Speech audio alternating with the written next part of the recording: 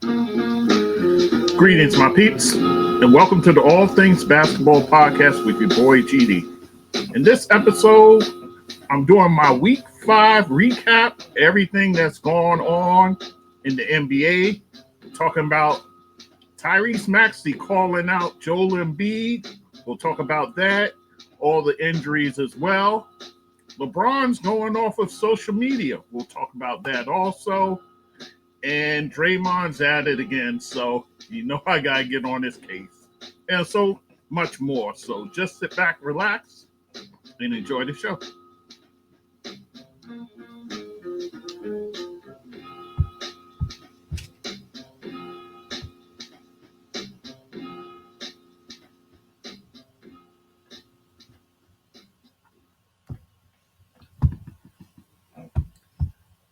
Hello again, everybody. It's your boy GD, back with the All Things Basketball with GD podcast. And guys, we are now into week 6, which means week 5 recap is here. So all the news that fit the print for the week. So we will get into it. So with that said, let's do it. So we're going to start, as we always do, guys, with my players of the week. And players of the week in the East, how about Giannis Antetokounmpo, guys, for the Milwaukee Bucks? Giannis had one heck of a week, guys.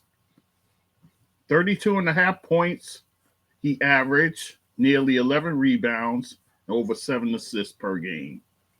Shot it magnificently from the field, over 61%. Free throw line, you know he has his struggles there. Out of 42 attempts, he missed 17, guys. Wow. But nonetheless, a great week for Giannis. His team went 4-0, so it seems like Milwaukee Bucks are catching fire now. They beat Houston, Chicago, a game which he had 41 points, 9 rebounds, and 8 assists. Indiana they beat, where he dropped a triple-double with 37 points, 11 assists, and 10 rebounds. And then he beat Charlotte as well. So Giannis Antetokounmpo, balling, guys. He is balling. He played 4 games during the week, so you take that, especially if you're in fantasy, guys, like myself, and you have him on your team. You're happy to see he showed up for all 4 games during the week, guys. So Giannis Antetokounmpo, player of the week for the Eastern Conference. And then in the West, they must have had a tough time figuring out who to pick, but I saw this name. I was stunned. How about Harrison Barnes, guys, for the San Antonio Spurs? He averaged over 22 points per game, nearly 9 rebounds. Shot it great from the field, guys, almost 62%. 9 of 15 from 3, and then he was 16 of 22 from the free throw line. His team went 3-0, guys, and they had some stellar wins that week. They beat OKC, all these games at home, OKC, the Utah Jazz, and the Golden State Warriors. So you had 2 strong teams and then a bottom dweller there. And then, mind you guys, 2 of the 3 wins were without Victor Wembanyama, who missed a few games. I'll talk about that later. But Harrison Barnes, your player of the week. Now, you could have made an argument for James Harden, guys. His team went 4-0 for the week. He was the catalyst. Over 20 points per game, 9.5 assists, 5 rebounds. Didn't shoot that great from the field. He was okay from 3, and he only missed 1 free throw. He went to the line 36 times. And his team beat Golden State. They beat Orlando Magic, Sacramento Kings, and the Philadelphia 76ers. So you could have made an argument for Harden, but they give it to Barnes, surprisingly so. So kudos there. And then in the East, you could have made a case for Franz Wagner, who would have ended up winning it 2 weeks in a row. He had a strong week, guys. But in the end, they give it to Giannis, who deserves it nonetheless. So with that said, guys, that's your player of the week. And Harrison Barnes for the Western Conference. All right, let's get to the stories, guys. Top story, of course. Boston hands the Cleveland Cavaliers their first loss of the season, guys. And they do it at home in a game that was very nip and tuck, guys. I was able to catch the end of it. Now, at halftime, Boston was leading this big, 65-42.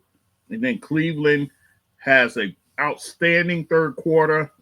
And then the fourth quarter was just playoff basketball, to be honest. But when all is said and done, the Boston Celtics prevailed in the end. Cleveland had their chances. You had Donovan Mitchell with a Herculean performance, but it wasn't to be, guys. So with that said, the Boston Celtics hands the Cavaliers their first loss of the season. So there's that. For the game, Jason Tatum continuing his march towards an MVP. 33 points in this game, guys. 12 rebounds, 7 assists, 2 steals. Al Horford goes into the Wayback Machine. He has 20 points along with 7 rebounds. Oh, by the way, of Jason Tatum, 33 points. He sinks 6 3-pointers with that. And Al Horford's 20, he knocks down 4. And then Derek White, guys, solid all around. Oh, and Horford had 3 blocks. Also, Derek White, 19 points. He dropped in 4 threes for himself, 6 rebounds, and 5 assists. And on the losing side for the Cavaliers, like I said, Donovan Mitchell, 35 points for him, 8 rebounds, 3 assists. Evan Mobley, who's continuing his solid season, 22 points, 11 rebounds, 6 assists. And a double-double for Jared Allen with 10 points, 11 rebounds. Darius Garland with a nightmarish game. 8 points, guys. He shot it 3 for 21 from the field. Man. 0 for 6 from 3. He did have 7 assists, but Darius Garland bottled up by the likes of Drew Holiday, who you know had the assignment on him. But Garland put in lockup by Drew Holiday. So Boston hands them their first loss of the season. Let's move on. Tyrese Maxey calls out Joel Embiid for his constant lateness to meetings. So here's what went down, guys. There was a players-only meeting called by veteran Kyle Lowry following a November 18th loss to Miami, a game in which they got blown out, guys, 106-89. So during that meeting is when, the players started calling individual players out. That kind of meeting it was. And then Tyrese Maxey singled out Joel Embiid and said he's late for everything. And that he needs to be mindful of that and how it impacts the locker room. And I mean, is Tyrese Maxey wrong? The team's going to follow its leaders. And if Joel Embiid, a league MVP, is going to be a leader of this squad, he has to lead by example. He has to be on time for meetings, and he has to basically show up and be an example. So Tyrese Maxey's not wrong. He's not wrong at all in this assessment here. The details of this meeting was actually leaked to sources in the media. So it was a players only meeting, but what happened in it, somebody spilled the beans. And that prompted Joel Embiid to lash out at the person who did it, saying that that person was a piece of, we'll say, dog poop, but you can figure it out. Yeah, so Joel Embiid basically called out that person. Now, you know, there's a lot of things, people saying stuff about, oh, how could this person leak it and this and that. The person did it to, I think, in essence, to draw attention to Embiid, maybe light a match under him. Probably so. But when those sort of things happen and that kind of news gets out, there's a reason. Just like, you know, a few years back with the Draymond punch in the locker room. That got out. In fact, the video leaked out. So, you know, if people want to get stuff out, they'll get it out. So, but whoever the player was leaked it, and there you go. And then also, too, the players also said about Coach Nick Nurse that they want him to coach. They want Nick Nurse to coach them harder. And then in return, the players must practice with purpose and with attention to detail. So basically, it was a kind of a back and forth between the two sides, whether it be the coaching side or the playing side. So, hey, they're going to have to do something. They're reeling right now, guys. They are struggling mightily. They're dealing with a myriad of injuries. I'll talk about that in one second, but they're going to have to do something because things aren't looking good for them right now. Right now, the team with a worse record than them is the Washington Wizards, and that's not good company to keep, guys. So that's the thing with the Maxey calling out Embiid. I say bravo to Maxey. You know, you got to be able to call your teammates out, especially when they're not doing what they need to do, especially somebody in a position of an Embiid who should be leading in that locker room. So kudos to Maxey. All right, so let us move on, guys. Injuries. We'll talk about those. And speaking of the Sixers, Joel Embiid, with the swelling that he has in his knee, he was out the past 2 games, and he's to be reevaluated this week. From the early stuff I'm hearing, guys, him and Paul George could be back this week. So keep your ear to the pavement as far as that goes. So we will finally get all 3 of them on the floor at the same time. That's the way it's looking, guys. So we'll see. And kind of putting the cart before the horse. Paul George hyperextended his knee and they basically diagnosed it as a bone bruise. And he did that in a 117-111 loss to the Memphis Grizzlies. And thus, he ends up missing the next 2 games.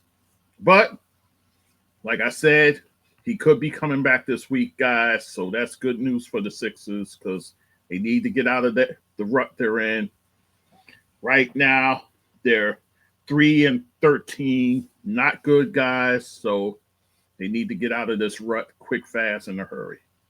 And then add on to that, Kyle Lowry's going to be out the next 3 games with a hip strain. And he's going to, he missed 3 games. So he's going to be reevaluated. So you add Lowry to the mix, and the Sixers, they're dealing with a lot right now. So hopefully this week they get some of those guys back, and then you kind of get to right the ship because you can't sink any lower, guys. Otherwise, there'll be, a tough climb up, that's for sure. So that's the Sixers, guys. Let us move on. Deuce McBride, guys, he's been out the past 5 games with, get this, a patella femoral syndrome. And that's in his knee. So I never even heard of that till I had to look it up. So he's been missing the past 5 games, guys. So the Knicks have been looking to the likes of a Cameron Payne, who's been playing well in his absence, and Tyler Kolek, the rookie from Maryland. So they've been kind of holding the fort until McBride gets back, especially Payne. I told a buddy of mine, Omar, a friend of the show, that Cameron Payne, I like the addition of him when they got him off of free agency. And I think he's a guy who quietly, he's a solid player. He's a pain in the neck, especially if you're opposing him. But if he's on your team, you love him. So he's that type of guy. But it looks like he could be returning possibly tonight against the Denver Nuggets. So we'll see what happens with that, guys. But Deuce McBride could be back tonight. We'll see. Norman Powell, he's been out 3 games, guys, with a hamstring strain. He aggravated that in a November 18th win over the Golden State Warriors. So Norman Powell out the 3 games. So even put that on top of what Harden did for the week for that team. Still keeping their head above water without Norman Powell, who's been playing great, guys. He leads them in scoring, by the way. So, but Norman Powell, hopefully they get him back soon. We'll see. Luka Doncic, he's going to be out a week, guys, with a wrist injury. He's already missed 2 games and counting. So he missed 1 game, then he's going to miss the game on Monday. So we'll see what happens. So, of course, you have to ramp up a guy like Kyrie Irving. He'll be a guy who probably carry the bulk of the scoring. Maybe you'll get some more scoring from a guy like P.J. Washington. Maybe he can help out in that regard. But the onus will fall on Kyrie, that's for sure. So hopefully they get Luka back soon from his wrist injury.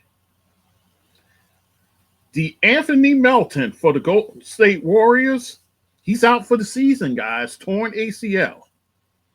It was actually diagnosed initially as a knee sprain, but they later discovered when they went to reevaluate, we kind of misread this here.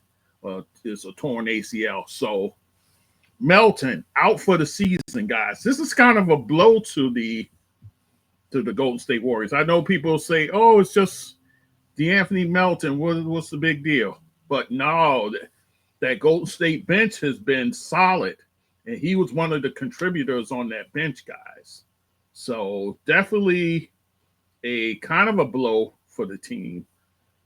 So more than likely now, you have to turn to the likes of a Gary Payton II and hope that he can have a larger role in filling the shoes of a Melton. But kind of a tough blow for the Warriors, so we'll see what happens there. Grant Williams, guys, with the Charlotte Hornets, he's out for the season with a torn ACL. And he suffered that on Saturday, guys, in a Saturday loss against the Milwaukee Bucks, in fact. And it happened during the 4th quarter. So Grant Williams, a guy who was actually playing power forward and center, guys, because you're already without Mark Williams, who hasn't played yet this season. Nick Richards, he just recently went down. So you have a dearth, you have kind of a lack there at the center position. So you're probably going to have to look to the likes of a Musa Diop. You got to look to him. Tijane Sulan, the rookie there. I actually talked about him when I did the season preview. So you get a longer look at the rookie. Maybe he could give you something. And then Taj Gibson. So those are your big men you'll have to rely on with Grant Williams now out for the season. So speedy recovery to both Grant and DeAnthony in that regard. And then the last one I'll talk about as far as injuries, Cade Cunningham, guys. He has an awful fall at the end of regulation of a 123 to 121 loss in overtime. And that was at the Charlotte Hornets. So as of now, he's missed 2 games and counting. So we'll see what happens with Cade Cunningham. Cade Cunningham, who you heard me talk about him, he's had a very good year thus far for the Detroit Pistons. Detroit's been pretty competitive, guys. So this is kind of a blow to them. You know, you'll probably have to get guys like Jaden Ivey to step up, maybe a Tobias Harris in that regard. But Cade Cunningham, kind of definitely a blow for the Pistons. Remember, guys, he's been going through injuries the past couple of seasons. So you're hoping this year, the fresh Cade Cunningham. Hopefully this is minor. You know, he'll be back in the lineup soon. So we'll see what happens. Now, as far as people coming back from injury, Nikola Jokic, guys, he makes his return after missing 3 games for personal reasons. We still don't know what those reasons are, but it is what it is. He missed the 3 games. He came back for a November 22nd loss to the Dallas Mavericks, guys. And in that game, of course, drops a triple-double. 33 points, 17 rebounds, 10 assists. So I know the team's happy to have him back. If you play fantasy basketball like myself, you're happy to see him back on the court because your team probably struggled last week. So you get him towards the tail end of the week, you take that. Victor Wembanyama, he makes his return back to the lineup. He missed 3 games with a knee contusion. And he comes back for a November 24th, just yesterday, a win over the Golden State Warriors, guys. And in that game, he returns 25 points, 9 assists, 7 rebounds, and 3 blocks. So if you have him in fantasy, you're happy to have him back, that's for sure, with the kind of pinball numbers that he puts up. But definitely the San Antonio Spurs are glad to see their big man back in the fold. Scottie Barnes, guys, he makes his return from an eye injury, guys. And remember, he missed quite a few games there. And he comes back on November 21st in a win versus the Minnesota Timberwolves, 123 to 120. And in that game, he has 17 points, 6 assists, and 3 rebounds. So Scottie Barnes back for the Toronto Raptors. And guys, from what I hear, he's playing the point. He's playing your point guard position, but more like a point forward. But Scottie Barnes back. And I tell you what, guys, if Toronto gets all their pieces back, like a Emmanuel Quickly as well, this team could be a fly in the ointment, I think, because they've been playing well this season thus far. They've been competitive, so getting Scottie Barnes, definitely a plus for them. And then this news just came down the pike, guys.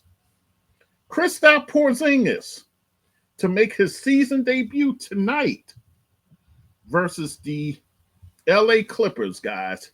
He's missed the first 17 games with that leg injury. But Kristaps Porzingis, definitely a sight for sore eyes for those Boston Celtics.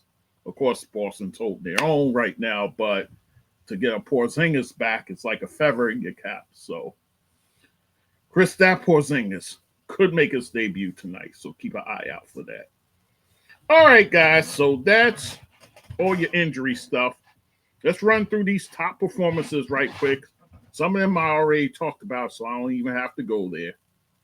Let's talk about, kind of go in chronological order. On Monday, November 18th, Jalen Duren for the Detroit Pistons, he drops a double-double, a big one. 15 points, 22 rebounds, guys. But he does it in a loss to the Chicago Bulls, and that's on the Monday. So Jalen Duren, their rugged center over there, having kind of a monster game inside. Jakob Poeltl, who's having a fine season thus far, guys.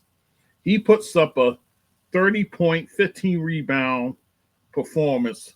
And add to that 2 blocks and 2 steals in a win on that Monday versus the Indiana Pacers. And actually, that's a game in which Pascal Siakam returned home to, because, of course, Pascal Siakam, longtime Raptor who gets traded to the Indiana Pacers. So he returns back. He has 25 points, 10 rebounds, 5 assists in a loss. But R.J. Barrett, guys, he's been balling this season. He dropped 39 points in that game along with 9 rebounds and 5 assists. R.J. Barrett's playing excellent ball. This is why I say, guys, Toronto could be a fly in the ointment. Keep an eye out for them as the season progresses, especially if they get all their pieces back. Trae Young in a road win versus the Sacramento Kings, also that Monday. He has 7 points, only 7 points, but 19 assists, guys, in this road win.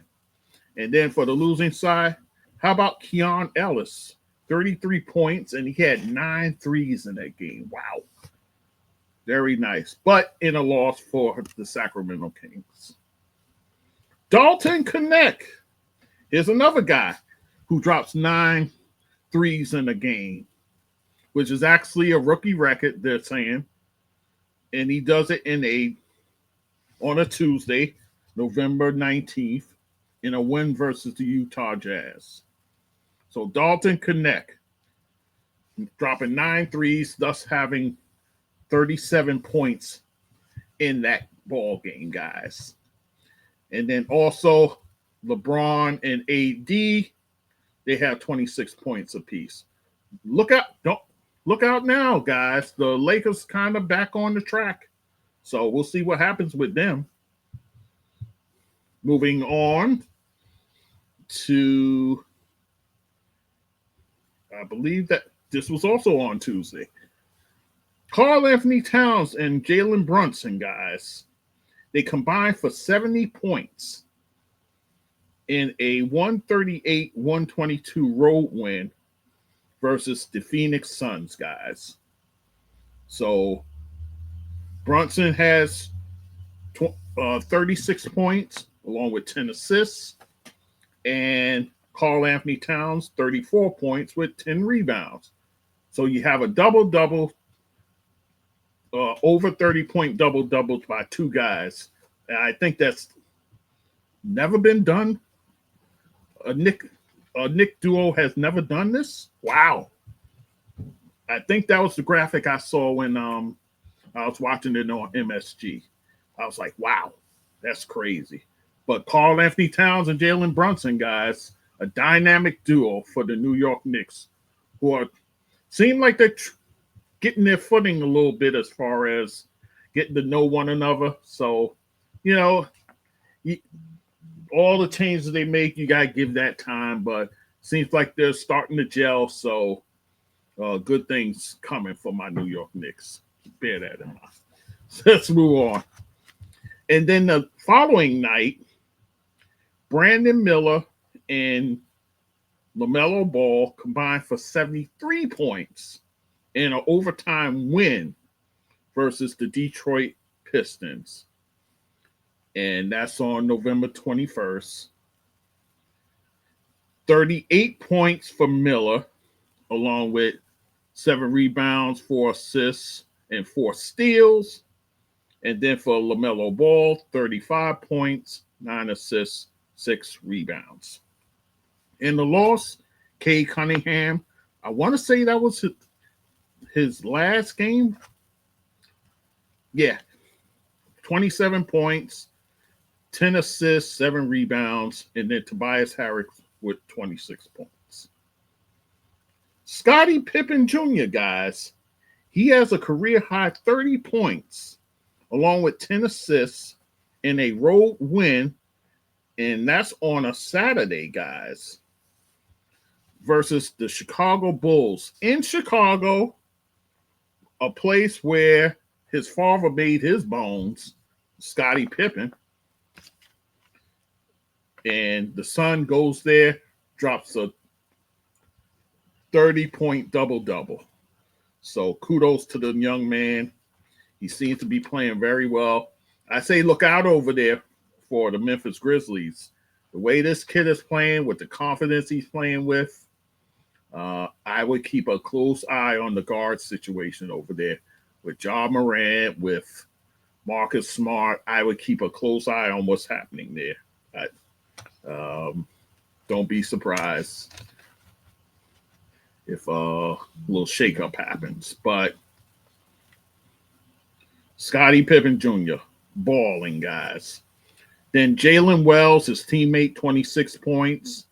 And then in the loss, Zach LaVine, 29 points, and Nikola Vucevic, 26 points for him. LaMelo Ball, speaking back of LaMelo Ball, he explodes for 50 points, guys. And within those 50 points, 6 3-pointers, along with 10 assists, 5 rebounds. But he does it in the loss on the road against the Milwaukee Bucks. And that was on Saturday night, guys. And for the Milwaukee Bucks, Giannis, of course, 32 points, 11 rebounds, 6 assists. Of course, your player of the week for the East. And then Dame Lillard, he drops 31 points in that game. And then the last one I'll talk about, Jakob Poeltl pulls down 19 rebounds, guys, along with 12 points and 2 blocks, and they rolled the loss to the Cleveland Cavaliers. And guys, Cleveland right now, they're undefeated at home. They're 10-0, guys. So they're taking care of business on their home court. And for the Cavaliers, Donovan Mitchell, of course, 26 points for him. And then Jarrett Allen with a 23-point, 13-rebound double-double for him.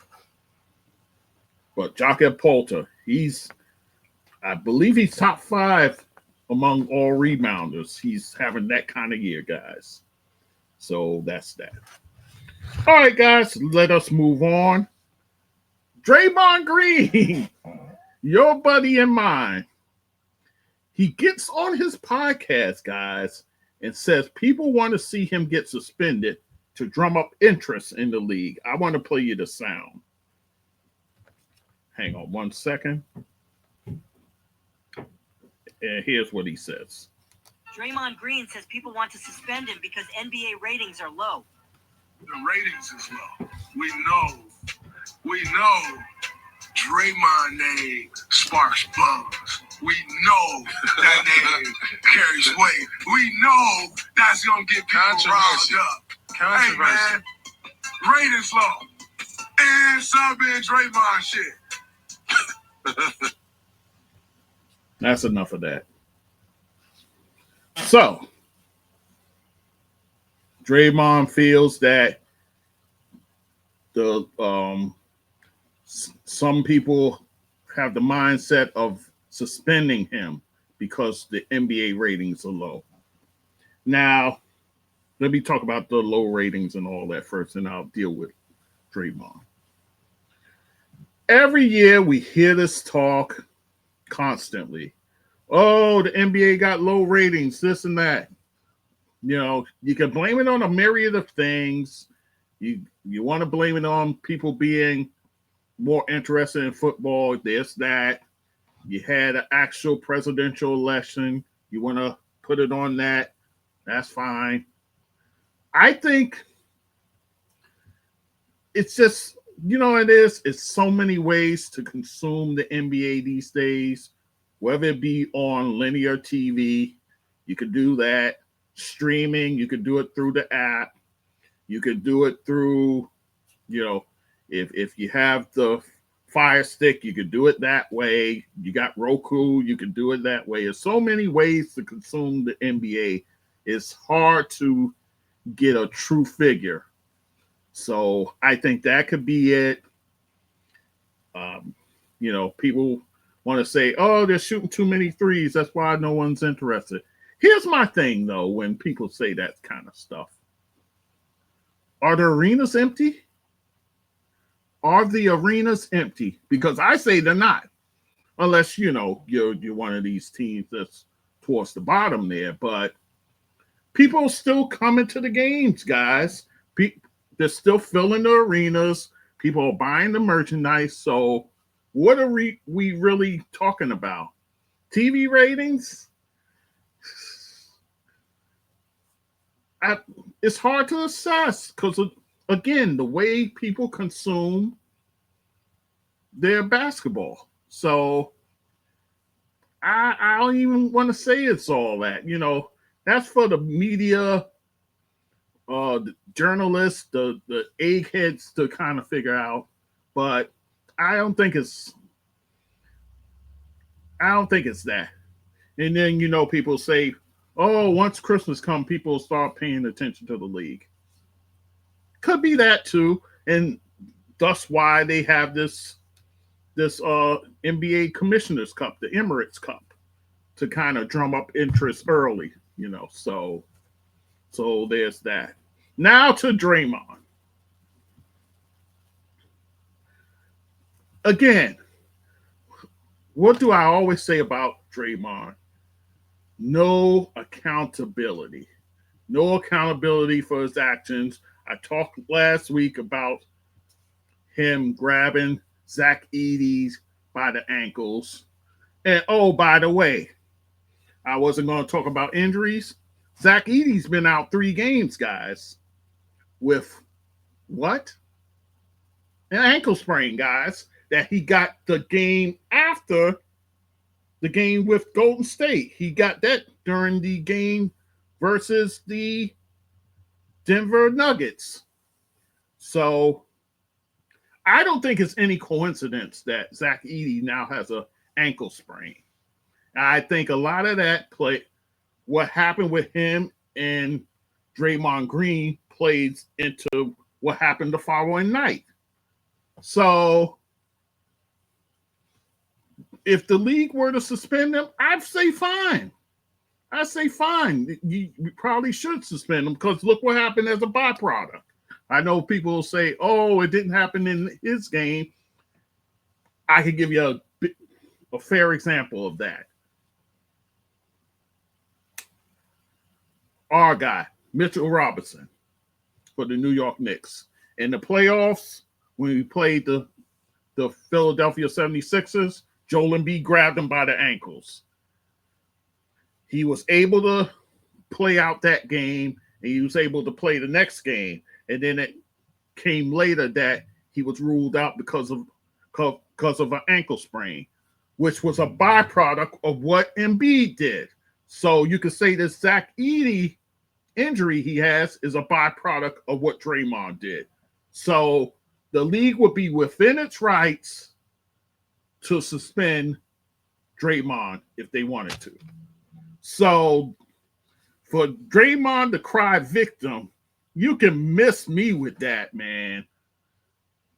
Draymond, read the room, man. Your team is playing well. They're on the right course. You need to stay on the court. This is why I said I don't think it's over with this guy because he can't help himself. He can't help himself. He can't contain himself. I hate to say it, I think it's just a matter of time. I think it's just a matter of time before he goes off the deep end. I hope I'm wrong. I hope I'm wrong, guys, because he does so much for that ball club when he's on the floor. But he has to be on the floor, guys. That's all I'm saying. That's all I'm saying. Everybody knows what he brings to the team. He knows what he brings to the team, yet he puts himself in jeopardy. So I don't want to hear you play victim, Draymond. I don't want to hear it. Just show up for your teammates. That's all anyone asks of you. Show up for your teammates. That's all I'm going to say on that. So that's the deal with Draymond. Let's move on. Russell Westbrook. He posts his 200th career triple-double. And he does this in a game versus the Memphis Grizzlies on the road. And he does it on November 19th, guys. And this is what he has. 12 points, 14 assists, and 10 rebounds in a 122-110 win. And this is his first with the Denver Nuggets. I'll give you a breakdown of his triple-doubles for his career. With OKC, he has 138. With Washington Wizards, 38. Los Angeles Lakers, 14. Houston Rockets, 8. The Los Angeles Clippers, just 1. And then the one he got recently with the Denver Nuggets. So Russell Westbrook in rarefied air, guys, as the only player with that amount of triple-doubles. Of course, second is the big O, Oscar Robertson, with 181. Then you got the likes of a Magic Johnson with 138. And actually, Nikola Jokic, the Joker, can actually tie Magic with his next triple-double because right now he has 137. Then you have a LeBron who has 117. Luka, he has 77. And then you have DeMontis Sabonis with 61. Do I think somebody's going to catch Westbrook as far as triple-doubles go? I say all records are made to be broken. I think it'll be a while before we see it. The Joker probably has the best shot at catching Russell Westbrook at this time, depending on how long he wants to play, guys. Because remember, the Joker, he can go back home to his country and play with the ponies like he loves to do. So, but I think he has a shot. I want to say Luka, but Luka just comes up with these injuries here and there, so I don't know if he's going to stick around long enough. DeMontis Sabonis, I don't see that with him. You want to tell me LaMelo Ball? I have to see him for a prolonged period of time before I even mention him. Yeah, so I think this is a record that could stand for a while. If the Joker doesn't do it, I think it'll stand for a while. So we'll see what happens there. Let us move on. The NBA All-Star Game, guys. You've heard me lament about it. You know, what happened in last year's All-Star Game. I actually did an episode where I talked about fixing it, and I mentioned possibly them adopting the model of the Rising Stars, taking a page out of their book. And it seems like, guys, that's exactly what they're doing. So they're going to change their format for 2025.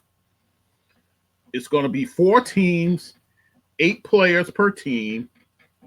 It's going to be 3 all-star teams, basically 3 teams of 8. And then the 4th team is going to be the winner of the Rising Stars Challenge. So it shakes out like this. It's going to be 2 semifinals games that's played. The first team to 40 wins. And then your final where the first team to 25 wins. So they're doing this way to spark up some excitement, some get up and go as far as these guys being motivated to play. And I'm sure they're going to play for charities and all those sort of things. Here's my issue with it, though. Your Rising Star winner basically has to play 2 games on Friday night. Then they stick around for Saturday. Then they'll play Sunday with the possibility of playing 2 more games. So does that give them an advantage or a disadvantage? I say it's an advantage because you already proved you were able to get it done on that stage as far as the Rising Stars. And you probably have a little more camaraderie than the guys that's playing in the, well, probably not if there's a Saturday practice, but you'll have 2 games under your belt. So that's the part of it I'm not figuring out. I think the NBA could have just, I know it's sacrilege, but they should have took 32 of their players and had them play in these and not involve the Rising Stars, because that's different. That's over there. So I don't agree with that. And then I have 2 questions. Who coaches the 3 teams? How do you figure out who does that? Because remember, in the past, it was rewarded to the top team in the East, the coach there, and then the top team in the West, the coach there. So how do you figure this out now as far as the 3 teams? Will it actually be a coach, the NBA head coach coaching it? Because for the Rising Stars, it's usually I would say a celebrity coach, but either a player, a former NBA player, or a former WNBA player, because I believe when they were in Indiana, it was Tamika Catchings coaching one of the teams. So you have that. And then my second question, how do the players get slotted to each squad? Is there a draft where the 3 head coaches are drafting the players? How is that going to work? So a lot of questions to be asked, but do I like the format change? I do in a sense. I don't. The Rising Star part of it doesn't make sense to me. Just pick 32 guys and just go with that. I understand, that go against everything that Adam Silver stands for, but I think to make it fair, it should be that way. But what do I know? So, and then those 2 questions there.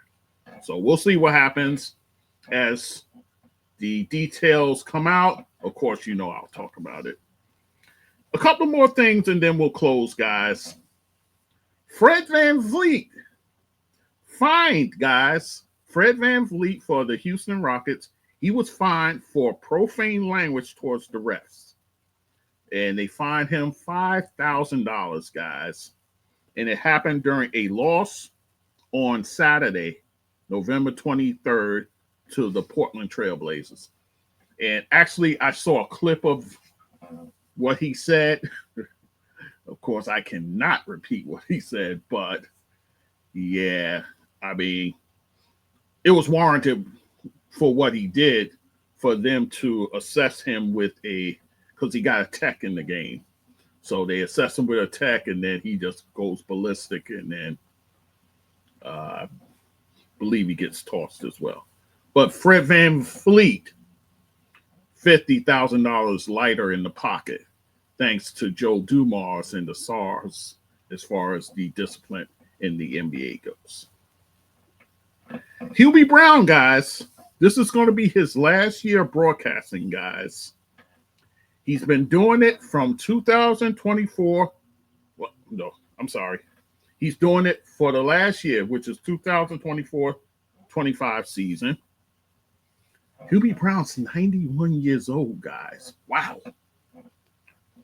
Wow. He started coaching in 1955 on the high school level, guys. Then 10 years later, he begins as a college coach, assistant on the staff at William and Mary College, and that's in 1965. He will become a pro coach in 1972, added to that staff for the Milwaukee Bucks, a team that ended up eventually winning a championship with Kareem Abdul-Jabbar and with Oscar Robertson over there. And then his first head coaching job came in the ABA with the Kentucky Colonels in 1975. His first NBA coaching job would be in 1976-77 season with the Atlanta Hawks. He started in TV, guys, in 1985. And he had, excuse me, he had his stints with Turner Sports, calling games for them. And then he moved on in 2005 to ABC, doing the games there. And he's been doing it ever since. So he's a Hall of Fame contributor, guys. He was inducted in 2005. He's had a tough 2024, guys. He lost his wife, Claire, in June. And then, remember, guys, I think it was last week, I talked about his son, Brendan Brown, him passing away. So, very tough year for Hubie. But he has decided after this season, he's going to hang him up. So, of course, you know, I'll be doing my tribute to Hubie Brown at some point. So, Hubie Brown, his last hurrah will be this season, guys. LeBron James, guys, he says he wants to get off of social media. And this comes as Kevin Durant's agent, Rich Kleiman. He's basically said he's getting off of places like Twitter and whatnot. So here's what Rich Kleiman said. We can all acknowledge that sports is the last place of society that universally brings people together. So why can't the coverage do the same? It's only clickbait when you say it. When the platform is so big, you can make the change and allow us all escape from real life negativity. I, for one, find it all a waste of breath. So LeBron, he pretty much did a screen grab of that, and he put his little caption to it. Damn shame what it's come to. And also, he did his own tweet. And with that said, I'll holler at y'all. Getting off social media for the time being. Take care, y'all. So that's what LeBron said.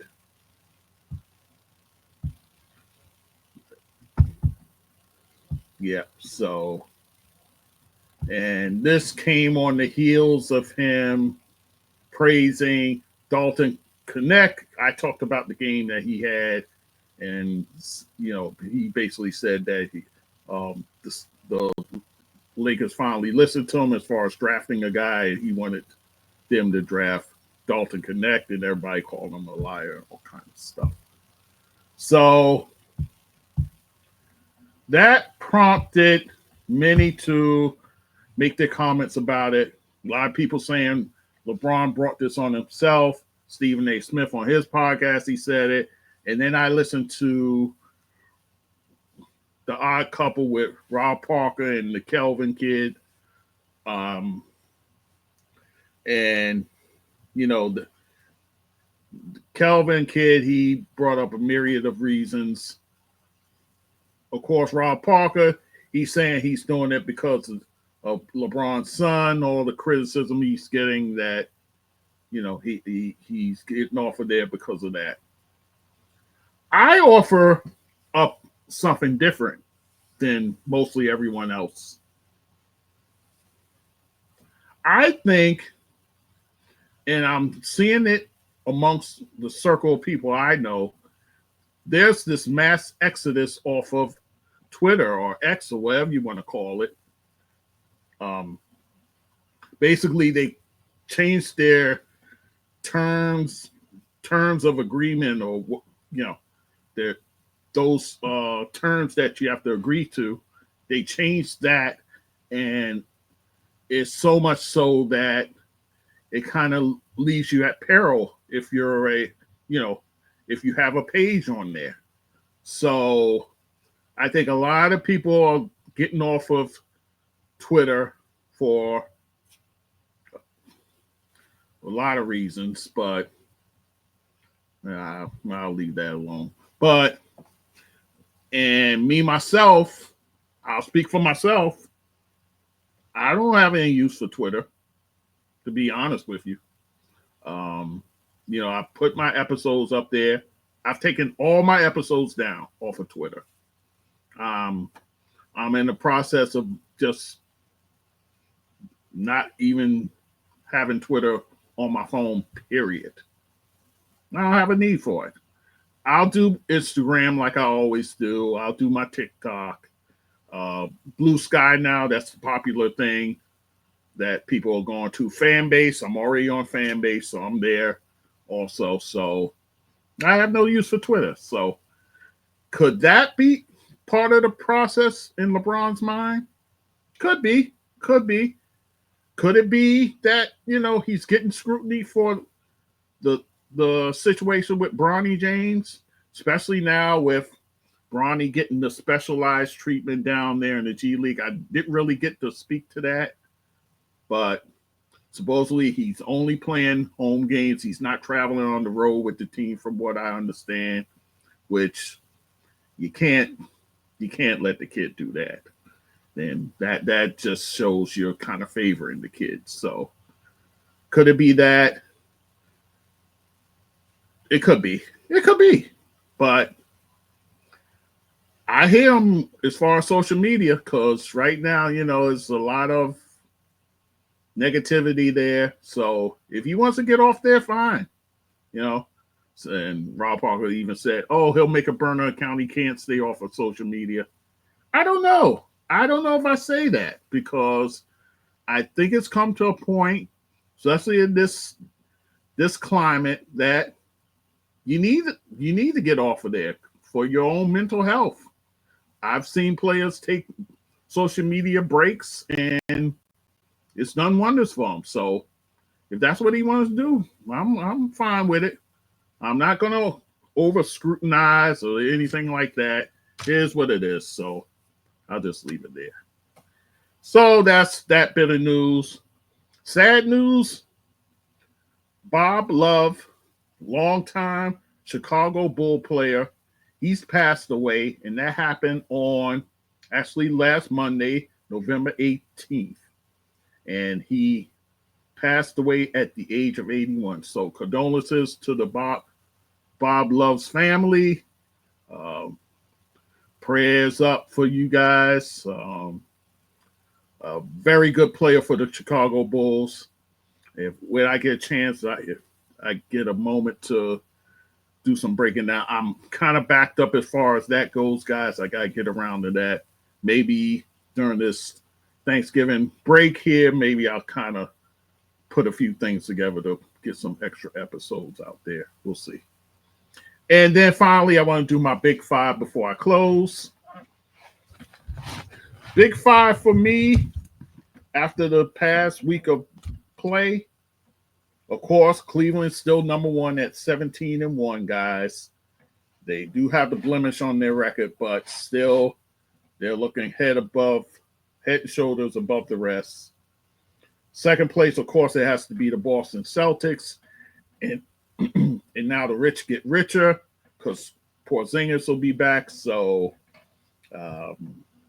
good news for the Celtics. Third, I still have OKC there at 12-4. They're still holding it down without the likes of their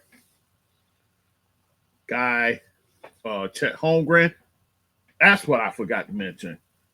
Isaiah Hartenstein, he's back for them, guys. So he's coming off their bench right now. He actually had a double-double in his first game back. Well, his first game with the team. 13 points and 14 rebounds. So Isaiah Hartenstein, guys, he is back for the Thunder. This is a big, big deal for them, guys. Now you got a decent big man there. I'm sure they're going to work him in slow, but I think eventually he could end up in the starting lineup. So Isaiah Hartenstein back for the Thunder. So good news for them. They're third. Fourth, I still have Golden State there at 12-4. Same record as OKC. I give OKC a slight edge, but Golden State overachieving thus far, that's for sure. With all Steve Kerr, you got to give him a ton of credit over there for the job he's done. And then fifth place, I'm staying with the Houston Rockets. 12-6, guys. They've been playing well. As I said, Ime Udoka doing a fine job with that squad over there, maneuvering all the pieces. So, Houston. But you got teams breathing down their neck, guys. Like the Lakers, I said, they're starting to come on. So, things could get a little shaky come my week 6 wrap up. So we'll see what happens. All right, guys. So that's it for me. I thank you for listening as always. All things basketball with GD.com is the website. There you can find all my episodes, whether it be audio or video. It's all there, guys. My donate buttons. You know, as you notice, guys, in my scroll, I have all my ways to donate there. I have my email address as well. That's sportsdudegd@gmail.com. That's the email. All my Cash App is there. My PayPal's there. My Buy Me a Coffee's there. The only thing that isn't there is my Spotify button. But that's on the website, just like a few of the other ones you see there. And podcast platforms, I'm on all of them, guys. Apple, leave reviews, guys, wherever you see them at. See me at, leave reviews. 5 stars, guys. 5 stars for your boy. YouTube, I'm there as well. Like the videos. Comment if you like as well. I got my full episodes there. I got my shorts there as well, so check them out. Social media, I just talked about that a minute ago. IG, I'm there heavy. TikTok is where I do my shorts and my advertising and all that stuff. Facebook, I'm there somewhat. And Twitter, you already know, I already talked about them. I'm getting off of there. Blue Sky, that's what I got to start advertising. Blue Sky, I'm on there, guys. So look me up there. I can't think of the handle right now, but maybe I'll put it in the scroll for next week. We'll see. All right, guys. So I thank you for listening as always. Your listenership is so important to the show, and I appreciate it. Thank you for listening, and we'll talk soon. Take care.